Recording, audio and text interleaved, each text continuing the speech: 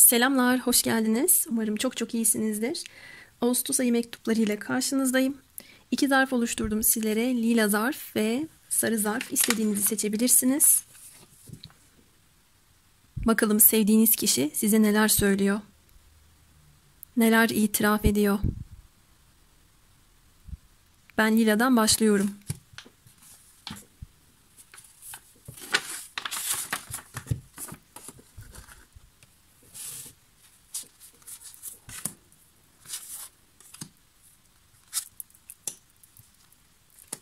Arkadaşlar bu zarflar için ilkokul arkadaşıma ulaştım dün. Dedim ki böyle böyle benim işimin bir parçası çocukken sana yazdığım mektuplardan. Senin için de bir sıkıntı olmazsa bana postalayabilir misin? İçleri değil dışları bana lazım dedim. O kadar anlayışlı karşıladı ki tabii ki canım ne demek dedi. Tabii o dönemki zarflar şimdi yok piyasada. Hatırladığımda eminim çok mutlu olacağım. Aa bunu ben almıştım diyeceğim. Sizlere yeni zarflar geliyor arkadaşlar.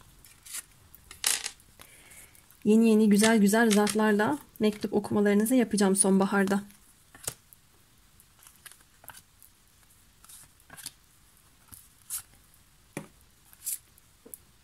Videonun sonunda soru cevap yapacağız. Şimdiden sorunuzu sorabilirsiniz.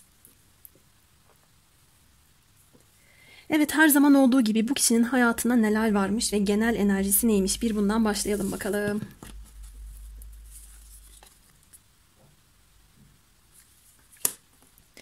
Bu kişi emeklerinin karşılığını aldığı bir dönemden geçiyor.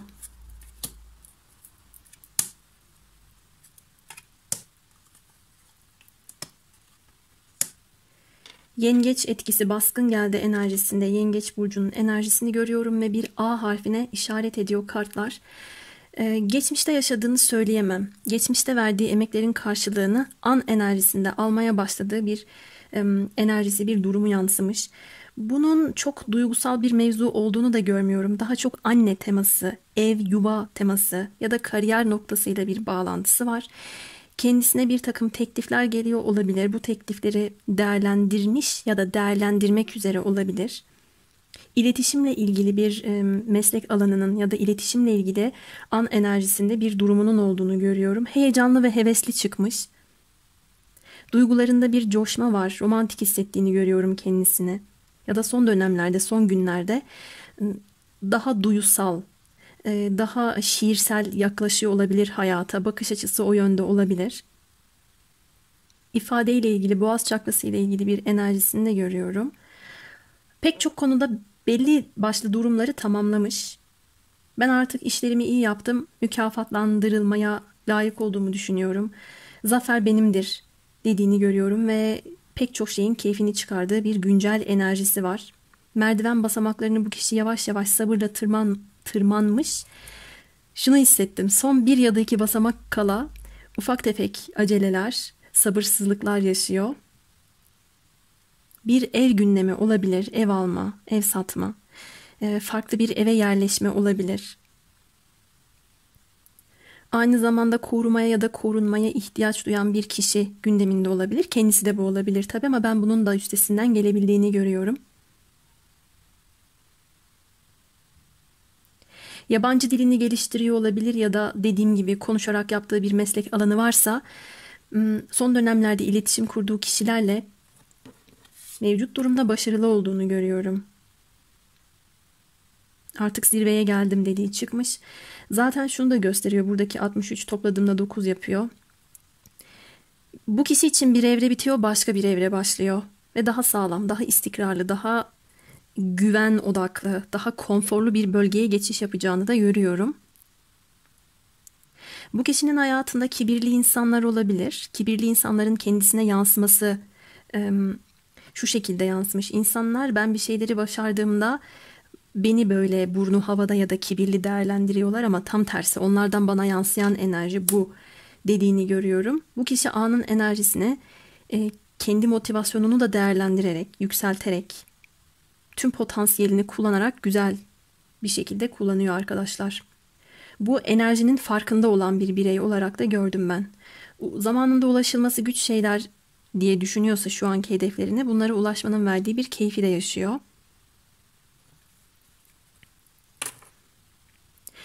Burada çok duygusal bir tema gelmedi ama duygusallıkla ilgili bir şey söyleyecek olursam da eğer size ifade etmek istediği, ifade etmeye ihtiyaç duyduğu şeyler var. Bunu çok romantik bir biçimde yapabilir, bir teklifle gelebilir.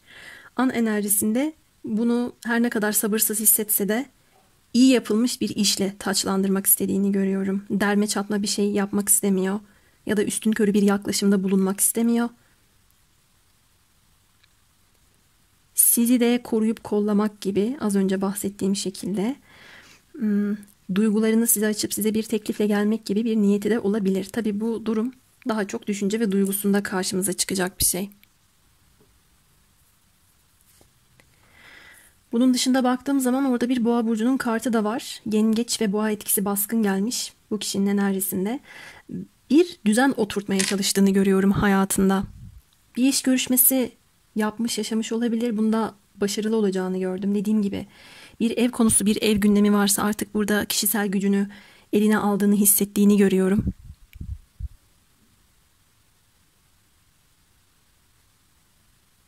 Sanata, edebiyata yatkınlığı varsa son dönemlerde eline bir kağıt kalem alıp duygu düşüncelerini yazmış, bir şeyler aktarmış olabilir. Bu onun kendi içindeki bakış açısını, kendisini daha iyi anlamasını sağlamış bir durum. Lider hissediyor kendisini. Ben bunu başardım. Bir sonraki adıma hazırım. Atılımda bulunabilirim dediğini görüyorum. Eğer bu kişi öğrenci ise, genç arkadaşlarım beni izliyorlarsa sınavlardan geçip bir başarı elde edeceğini de, hatta etmek üzere olduğunu söylemem yerinde olur. Oh be der gibi bir hali var zaten buradaki kişinin de. Evet, şimdi bakalım sizle ilgili neler düşünüyor ve hissediyor.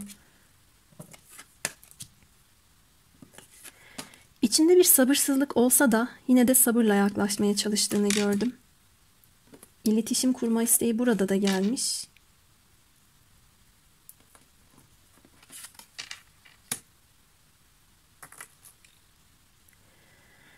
Arkadaşlar, burçları bazen unutuyorum ama unutmadan şimdiden söyleyeyim.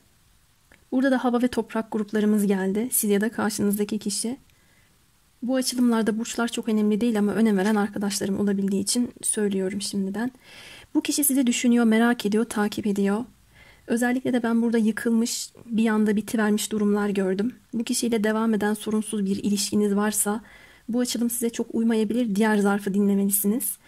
Çünkü ben burada yıkılmış, kopmuş bir durumun üstüne bir düzgün iletişim, açıklayıcı bir mesaj, yapılandırılacak tekrardan bir eylem, değişime neden olabilecek adımlar görüyorum. Bu kişi duygu dünyasında kendisine kızgınlığı olan biri. Şimdi bekliyor ama sabrı taşabilir olarak gördüm ben. Endişeli. Pek çok konuda adım adım sorumluluk sahibi bir şekilde önüne çıkan sıkıntıları, sorunları pratik yaklaşımlarla çözebilen bir biçimde halletmeye çalışırken ufak tefek aksiliklere bile gelemediğini gördüm. Söz konusu siz olduğunuzda çok sabırlı değil. Davranışlarının çok duygusal olduğunu söyleyemem. Olabildiğince mantık odaklı davranmaya, elle tutulur, gözle görülür gelişmeler yaşamak gibi bir isteğe sahip. Söylemlerinde biraz düşüncesizce hareket edebilir. Ama dürüst olduğunu görüyorum. Size de bir şeyler açıklayacak gibi. Şurada da demiştim, bakın, bir iletişim ve boğaz çakrası gelmiş diye.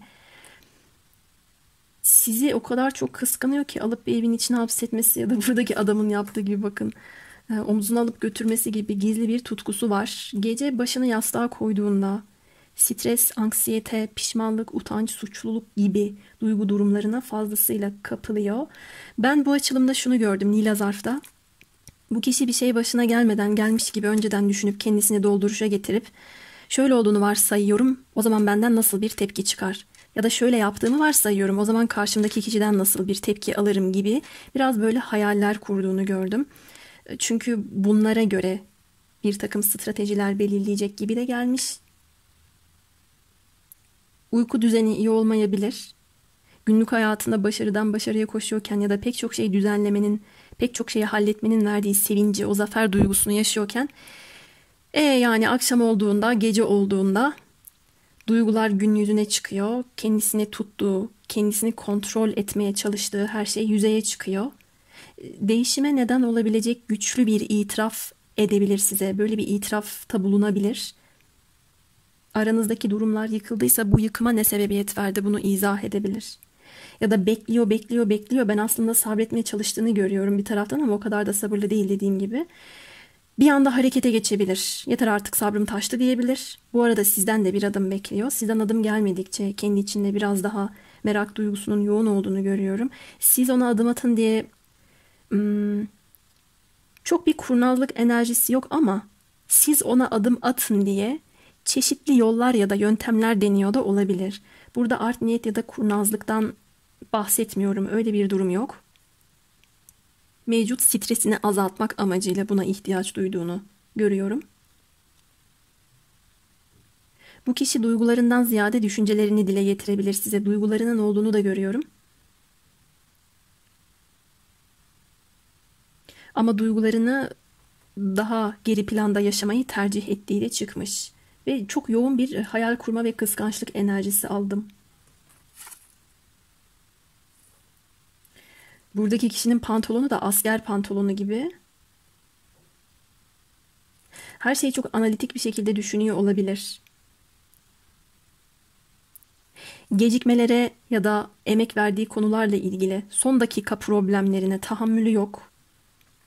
Ben planlarımda değişiklik olsun istemiyorum diyor. Hoş, değişiklik olursa da bunları da zaten öngörüp şöyle olursa böyle yaparım, böyle bir sonuçla karşılaşırsam da şu yolu izlerim tarzında şeyleri de düşündüğünden bahsettim size. Ama bana bir sabırsızlık enerjisi geliyor. Haftalardır ya da aylardır durmuş beklemiş de artık dayanamayıp son anda bir hamlede bulunacak gibi de gördüm. Şu açtığım yere kadar size bir tavsiye vermek isterim. Ola ki bu kişi size bir anda öfkeyle çok asabi bir biçimde bir şey yazarsa ya da aradığında bu şekilde konuşursa, ne oluyor ya, manyak mısın, deli misin tarzında düşünecek olsanız da bu şekilde bir karşılık vermeyin. Neden biliyor musunuz? Şu aşamada gördüğüm şey kendi içinde bunu artık aşamıyor olmasından kaynaklı. Sizinle bu şekilde iletişim kuracağı çıkmış. 7'ye 7 gelmiş. Aynı zamanda bu kişi de sizinle sınanıyor olabilir. Sabırla sabırsızlık, sakinlikle sinirlilik gibi ya da duygusallıkla mantıksal bir durum gibi birbirinizi tamamladığınız ya da birbirinizi dengelediğinizle ilgili bir enerjiyi de görüyorum.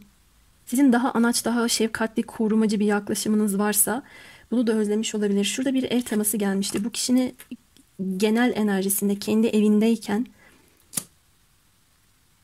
sürekli dengesinin bozulması ya da kalıcılığı olmayan bir durum içerisinde olmasından yana muzdarip olabilir. Belki de şunu fark etmiştir şu süre zarfında. Bu kişiyi dengeleyen, bu kişiye huzur veren, hayallerini gerçekleştirme, ideallerine ulaşma konusunda onun sabırsızlığının ona zarar veren bir etkide bulunmasını önleyen kişi sizsiniz. Bunu fark etmiş olabilir. Burada bir bilgelik de çalışıyor. Aranızda bir uzaklık da olabilir. Ulaşmaya çalıştığını da görüyorum. Ama bekliyor. Bu kişinin son bir cümlesi, son bir hamlesi, son bir açıklamaya ihtiyaç duyduğu bir şey var. Ama kendince hazır olduğu zamanı bekliyor. Gölge yönlerine ve aranızdaki şifalanması gereken kısma bakalım. Evet, bu kişi sizi aşırı derecede güzel, yakışıklı, cazibeli buluyor. Çok güçlü tutkular hissettiğini görüyorum. Şurada da dedim ya, sırtını alıp kaçırmak istiyor diye.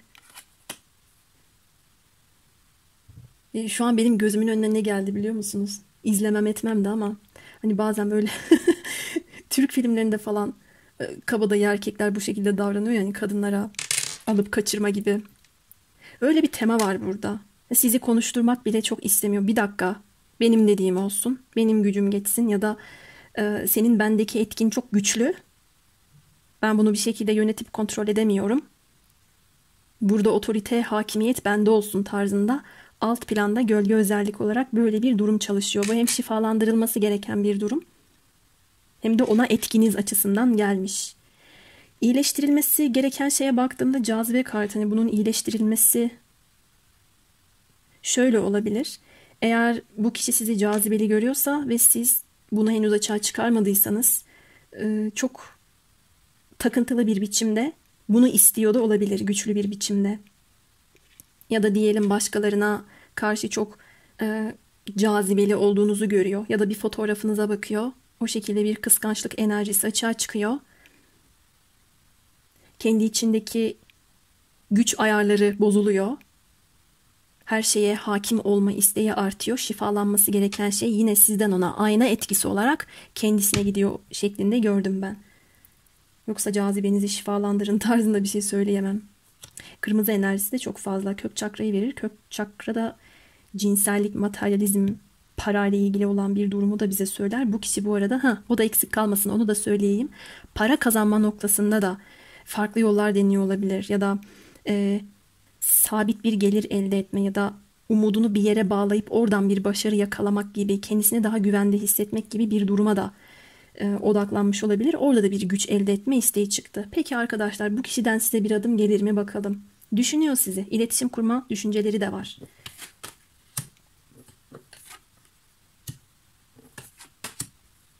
Evet. Çok güzel gelmiş. Burada bu açılımın enerjisi Kasım ayına kadar devam edebilir. Çok çok zaman vermekten yana olmasam da bariz gördüğüm için bir söylemek istedim. Hem 6 aylık bir süreç gelmiş hem de önümüzdeki Akrep Burcu dönemine kadar gelmiş. Bu kişi size adım atmadan önce şu psikolojide olacak. Ben ne yapayım? Şu yoldan mı gideyim, bu yoldan mı gideyim? En iyisi biraz duygularımı görmezden geleyim. Kendimi bir beklemeye alayım. Çünkü çıkmazda hissediyorum. Stresli bir karar bu benim için. Öyle hemen veremem böyle önemli kararları. Hatta bazen de böyle duygularım yokmuş ya da ortada bir problem, bir pürüz yokmuş gibi davranayım diyecek. Sonra bu enerji onu sıkıştıracak. Ayarlarıyla oynayacak. Kendisini son derece huzursuz ve dengesiz hissedecek. Sonra bir anda bir duygusal hissedip ya ben aslında ona karşı güzel bir şeyler hissediyorum. Ona şu cümleyi söylemeye hala ihtiyacım var. Duygularımı geri plana atarak, görmezden gelerek, sorunlarımla yüzleşmek istemeyerek ben sadece halının altına süpürdüğümü fark ettim. En iyisi ben ona bir şöyle bir şey yazayım diyerek çok büyük olmadan minik bir adım size atacak arkadaşlar. Ve özleyerek adım atacak. Çok yoğun bir özlem duygusu var. Diyorsanız da eğer bizim bu kişiyle geçmişte bir yaşanmışlığımız yok diye önce kendi geçmiş problemlerini halledip ya da gündemindeki kariyer olaylarını bir düzene sokup sonrasında kararsız kalarak size adım atacağını söyleyebilirim. Adım var burada. Su grupları, hava grupları ve toprak grupları baskın geldi. Evet, şimdi bakalım bu kişi bir dişil ise size ne söyler? Sen bilirsin. Nasıl istiyorsan öyle yap. Ben yoruldum artık. Seni kendi haline bıraktım ve dünyama çekildim. Evet. Biraz küskün gibi. Yorgunluktan dolayı kendisini geriye çeken bir dişil var burada. Bu kişi bir eril ise size ne söyler? Seni seviyorum. Seni seviyorum diyorsam seviyorumdur. Beni sessizce beklemeni istiyorum. Bizim için bir yaşam planı hazırlarken beni fazladan yorma. Eleştirilerin beni zedeler ama bana güvenmen beni motive eder diyor.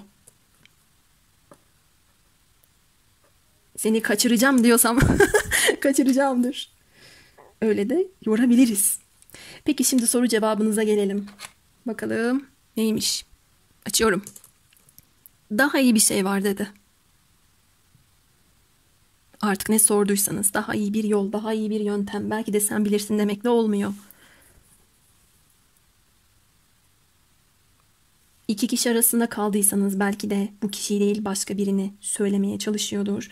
Ucu biraz açık olduğu için ve sizin sorunuzu tabii kolektifin çeşit çeşit sorusu olabilir bilmediğim için buna benzer yorumlar getirebilirim. Evet, lila zarf için söyleyeceklerim benim bu kadardı. Umarım memnun kaldınız. Şimdi ben diğer zarfa geçiyorum. Kendinize çok çok iyi bakın. Evet, sarı zarftayız. İlk zarfta yaptığım açıklamayı sizlerde de yapayım arkadaşlar. Ben böyle ilkokul arkadaşımla mektuplaştığım dönemlere şöyle birkaç gün önce gittim. Dedim ki bunlar bana karşıdan gelen zarflar, mektuplar. Kim bilir benden karşı tarafa ne güzel zarflar gitti çeşit çeşit dedim. Arkadaşıma ulaştım. Kendisinden rica ettim. Bu benim artık işimin bir parçası dedim. Günümüzde de böyle zarflar yok dedim. O dönemin zarfları çok çok güzeldi dedim. Bana onları postalayabilir misin dedim. Tabii ki canım dedi. Sizlere Çok çok güzel zarflarla sonbahar aylarında yine böyle açılımlar yapacağım. Bu sefer yenileri geliyor. Ben de çok heyecanlıyım.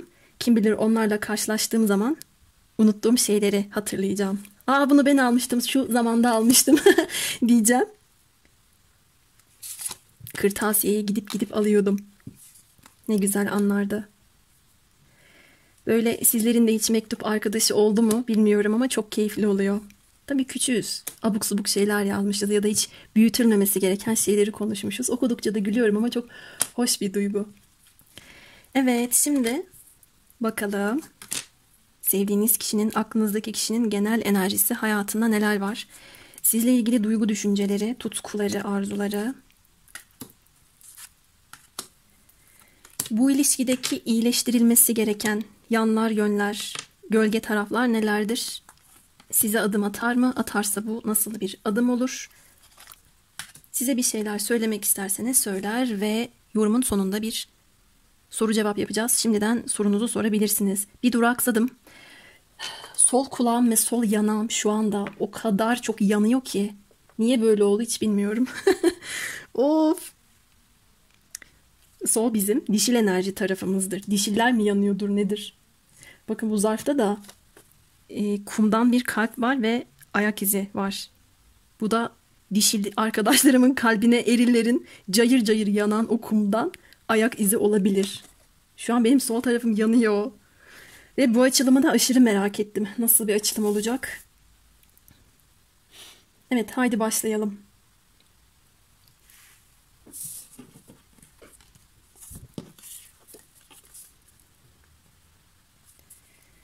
Evet, sanırım dişiler bu açılımda, bu mektupta yanıyorlar ama eriller de böyle buz kesmişler. Kar yağan bir ormanda buz kesmişler olarak gördüm. Yalnız burada iki ayrı kişi var.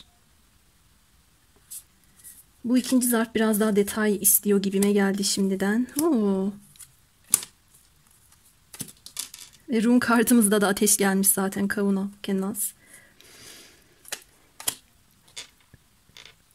Boğa, Başak, Oğlak burcu teması bu kişinin genel enerjisinde arkadaşlar ve ateş burçları.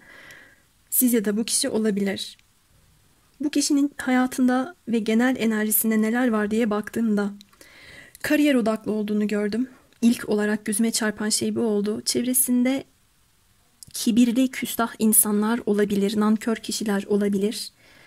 Bu onun kariyer amacıyla tanıştığı ya da sosyalleşmeyi, farklı kültürler keşfetmeyi seviyorsa, yolculuklar yapmayı seviyorsa bu vesileyle tanışıp irtibata geçtiği kişiler olarak da gelmiş. Hayatında bir şeyleri yavaş yavaş ilerlettiği bir döneminde. Belki her zaman için davranış şekli böyleydi ama son dönemlerde biraz daha bu durumun yavaşladığını görüyorum. Biraz geri çekildi. Acaba ben yanlış kişilerden mi medet umuyorum? Yanlış bir umuda mı saplandım kaldım? Kendi yoluma mı gitsem, kendi başıma mı hareket etsem tarzında sorgulamalar yaptığını görüyorum. Hayatında bu kişinin bir durgunluk var. Sorumluluk sahibi bir birey olarak gördüm ama yaratıcılığına ket vuran, ona canlı hissettirmeyen, kendi yönünü kaybettiren insanlarla çok iç içe olduğunu da söyleyebilirim. Bu kişi denizli bir şehirde ya da ülkede yaşıyor olabilir ya da işi gereği yolculuklar yapıyor olabilir. Durgun hissettiği anda siz bu kişinin acaba benden mi soğudu? Acaba bu ilişkiden gidiyor mu tarzında bir şeyini hissedip siz yanıyor olabilirsiniz. Ama hayır, bakın bu ana kadar değişik. Şu anda gözlerim bir bulanık bakmaya başladı masaya.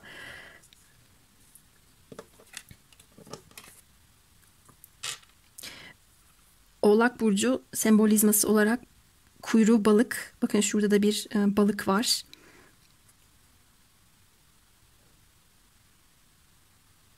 Ben şunu hissettim. Bu kişi hayatında bir şeyleri yönetmeye çalışıyor.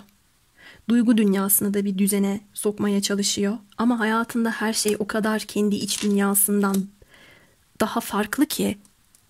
Bu konuyla ilgili bir aydınlanma yaşadığını da görüyorum. Sizden ona güzel bir enerji de gidiyor. İçine bir meşale, bir ışık tutarak Ona neye zarar veriyor? Çevresindeki hangi durum, hangi olay belki de ilişkinize zarar verdi? Hangi durumlarda sevgi konusunda bencillik yaptı? Hangi konularda kendini kapattı? Hangi konularda kendisini kurban gibi hissetti? Ya da siz kendinizi bu ilişkide çok emek verdiniz, bir şeyleri çok feda ettiniz ama kendisi bu enerjiyi fark etmedi ya da açık olmadı. Bunları yeni yeni fark ettiğini görüyorum. Ruhsal bir boyut atlamış olduğu çıkıyor bu kişinin. Geçmişteki bir kişi için dinliyorsanız eğer, size olan duygularının tekrar alev aldığını, tekrar bir uyanışa geçtiğini gördüm. Bunu daha önceden görememesinin nedeni de çevresindeki kişiler olabilir. Bunu biraz sorgulamış gibi yaz başından beri. Kendisini şöyle hissediyor arkadaşlar bu kişi genel enerjide. Aslında çok güvensiz. Çevresindeki kişilere maske takıyor olabilir. Onlar öyle yaptığı için. Onların yanında rahat hissetmediğini gördüm. Diken üstünde duruyor olabilir. Kendi özüne yabancılaştığını hissetmiş. Ve burada pasif durgun bir enerji var. 12'ye 12 gelmiş. Ve ikisini topladığımda 3 yapıyor. Şurada da 3 gelmiş. Ben bu kartların hepsini düşürüyorum arkadaşlar. Şu an şaşırdım. 3 tarotta da imparatoriçeye denk gelir bize. Bolluk, bereket, yenilik, verimlilik, yaratıcılık, doğurganlığı bize söyler. Bu kişi hayatında ona faydası dokunacak bir dişil enerji ihtiyaç duyuyor olabilir. Tabii kendi dişil enerjisinde de bir tıkanıklık olduğunu gördüm. Yaratıcılığına ket vuran şeyler çok fazla. Hayal gücüne. Şurada bir balık temasından bahsetmiştim. Orada yarım kaldı. Aynı anda pek çok şeye odaklanınca bir de Merkür'üm yay olunca böyle zıplayabiliyorum. Kusura bakmayın. Zihnimde o kadar çok bilgi akıyor ki şu anda konuşmalarıma bir kısmı yansıyor. Burada onun yaratıcılığına, hayal gücüne ket vuran insanlar çevresinde.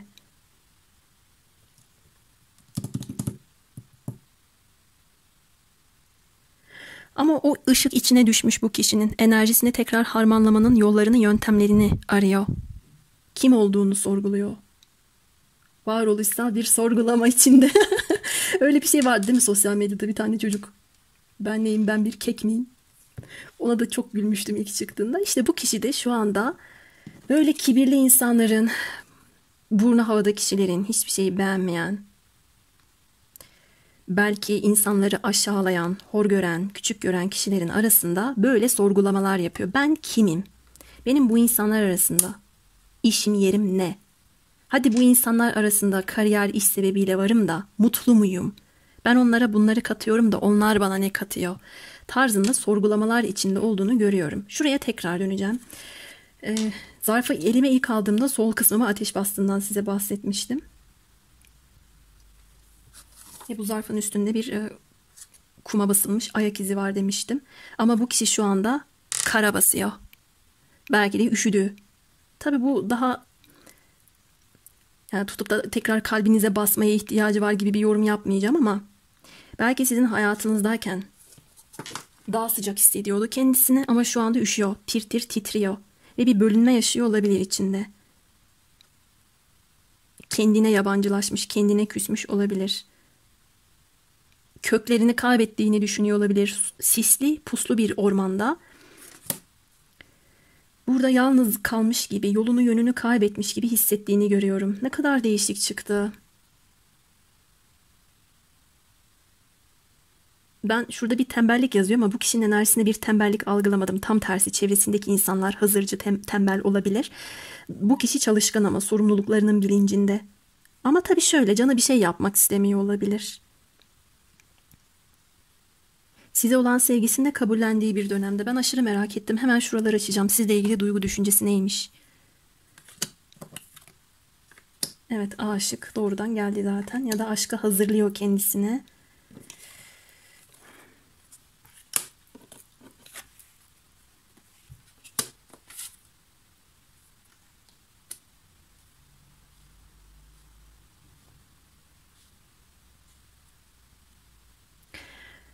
Bu zarfın şarkısı şu olsun: Feridun Düzağaç, Alev Alev. Gerçekten öyle. Al beni, ne yaparsan yap diyor resmen size. Bakın buradaki kişi de şu soğuktan tir tir titreyen arkadaşımız boynuna bir atkı dolamış. Bir de şapkası var. Sanki siz de onu elinize almışsınız.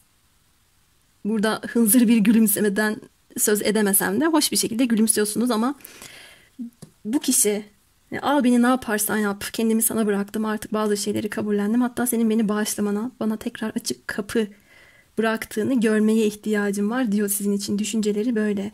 Bu kişi zamanında size cömert yaklaşımlarda bulunamadıysa eğer, bunun bir pişmanlığı var. Sizi de çok cömert bir, yardımsever bir karakter olarak değerlendiriyor. Siz bu kişi için çok iyisiniz, arkadaş canlısı, fedakar bir insansınız. Ama sizin böyle olduğunuzu nasıl anlamış?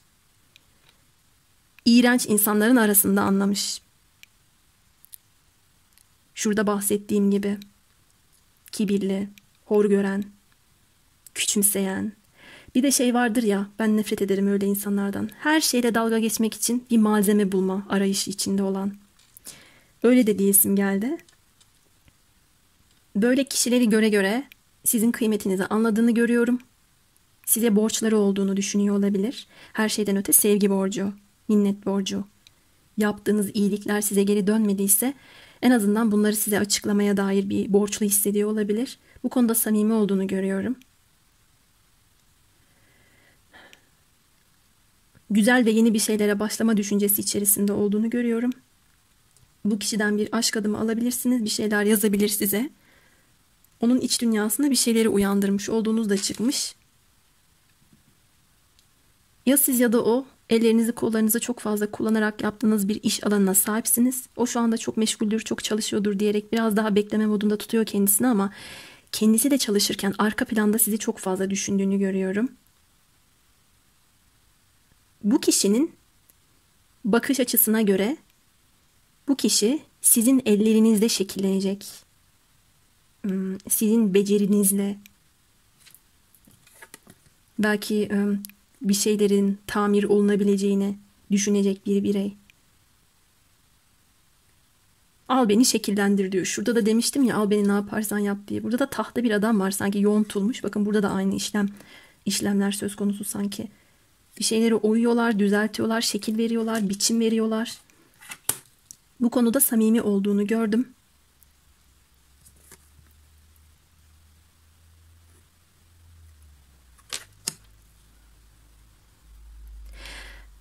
Her şeyi hesaba katarak dürüst ve net bir biçimde adım atma niyeti var size.